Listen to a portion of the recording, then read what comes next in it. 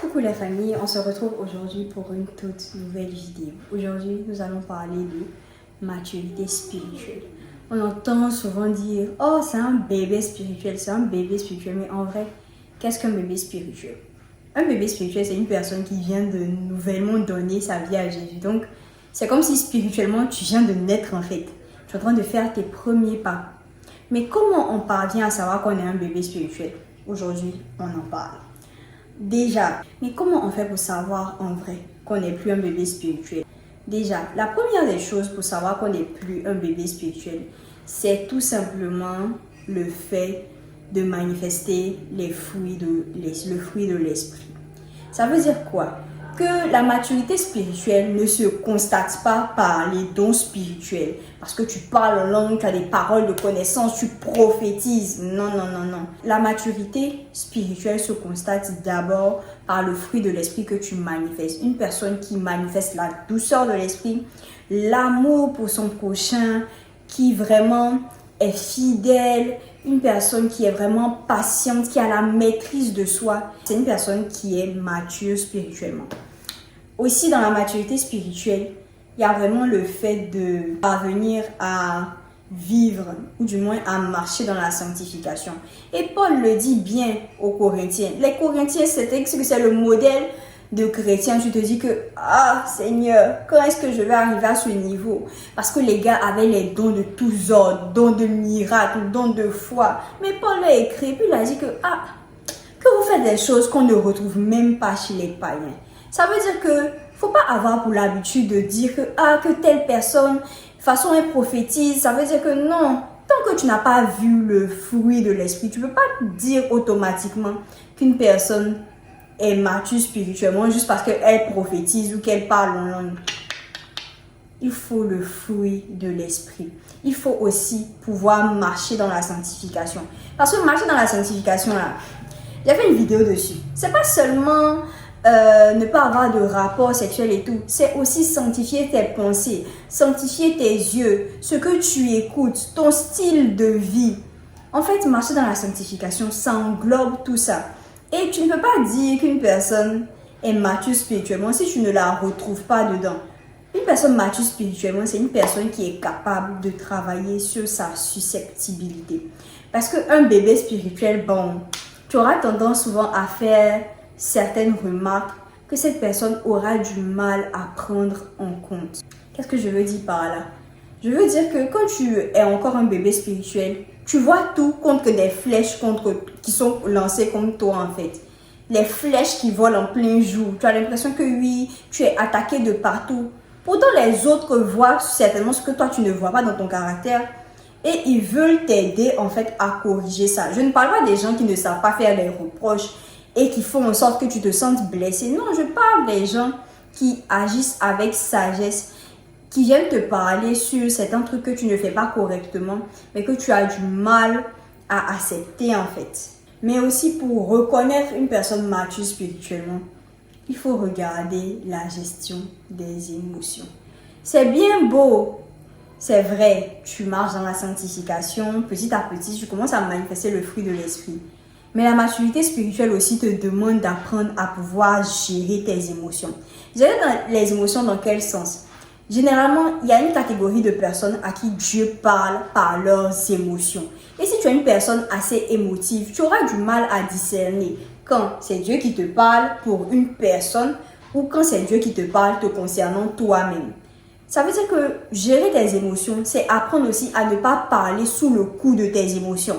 Parce que la parole agit. La Bible nous dit que la vie et la mort sont au pouvoir de la langue. Ça veut dire que tu peux être là et parce qu'il y a quelqu'un qui a marché sur ton pied, bien quelqu'un des gens qui crachent partout dehors et tout, la personne a craché, c'est tombé sur toi, mais quand tu maudis, tu as fini de maudire en fait. Ta parole va agir tout simplement parce que tu as agi sous le coup de tes émotions.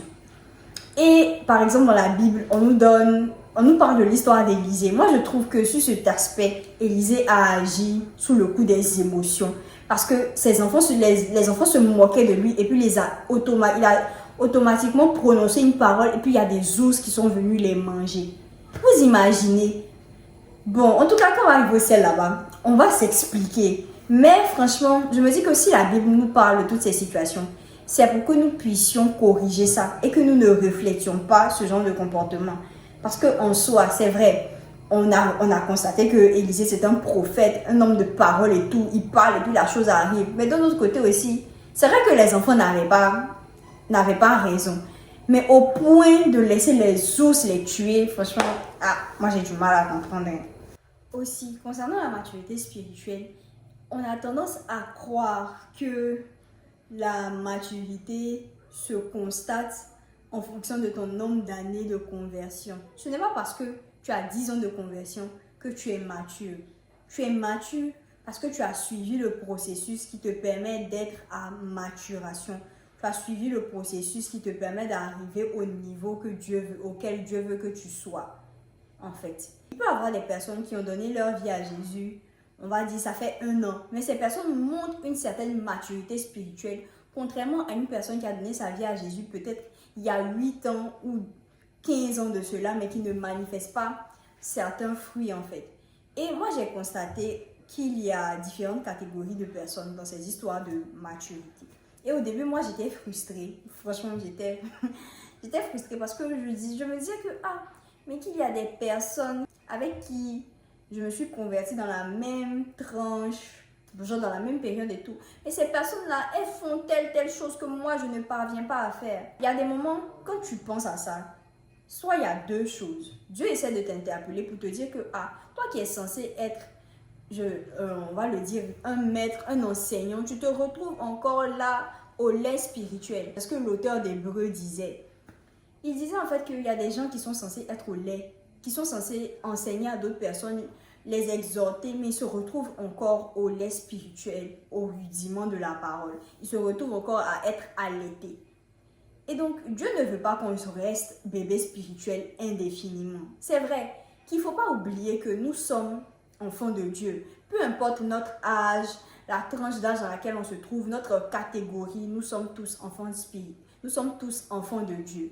Donc, devant les hommes, on doit montrer une certaine maturité. Mais devant Dieu, on reste ses enfants, en fait. Mais ce n'est pas parce que tu es toujours un enfant de Dieu que ça veut dire que tu dois rester au stade d'enfant. Et franchement, moi, j'avoue qu'il fut une période où, franchement, je ne voulais pas grandir spirituellement. Et volontairement, j'ai fait en sorte de ne pas grandir spirituellement. Parce que j'avais lu ce verset dans Jacques qui disait que ceux qui enseignent seront traités plus durement. Et moi, ça m'avait fait tic. Je me suis dit, Seigneur, si tu veux me faire grandir spirituellement pour pouvoir me juger durement à la fin des temps, moi, ça ne va pas me plaire. Et que si c'est ça, là, c'est mieux, on va en rester là.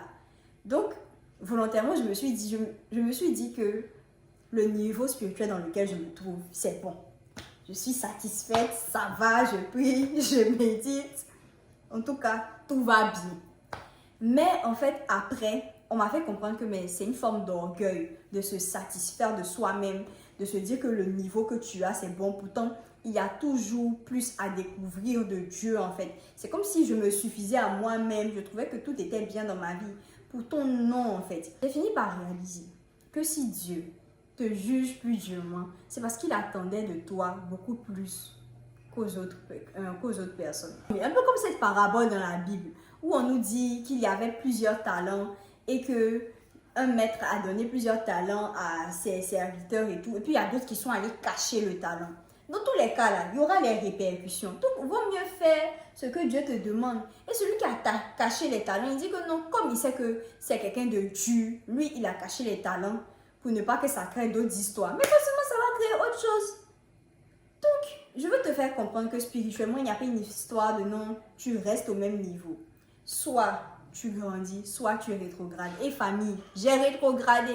Mais ce n'était pas dans le sens où j'étais retournée à ce que j'avais vomi, où j'étais retournée dans l'impudicité, où j'ai recommencé à faire certaines bêtises. Non, c'était plus dans le sens où j'étais déconnectée de Dieu.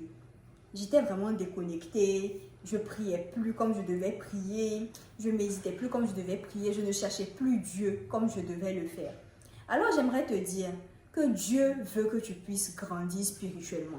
Il veut que tu puisses produire du fruit pour que tu puisses aider les personnes autour de toi. Pas pas que tu deviennes pasteur, mais que tu puisses apporter sa parole à d'autres personnes et qu'elles aussi, elles puissent goûter et voir combien Dieu est bon. Alors, c'est sur cette note que nous nous séparons. Prends soin de toi, que Dieu te bénisse, qu'il te garde et surtout sache que je t'aime, mais Jésus t'aime plus que moi. Bisous!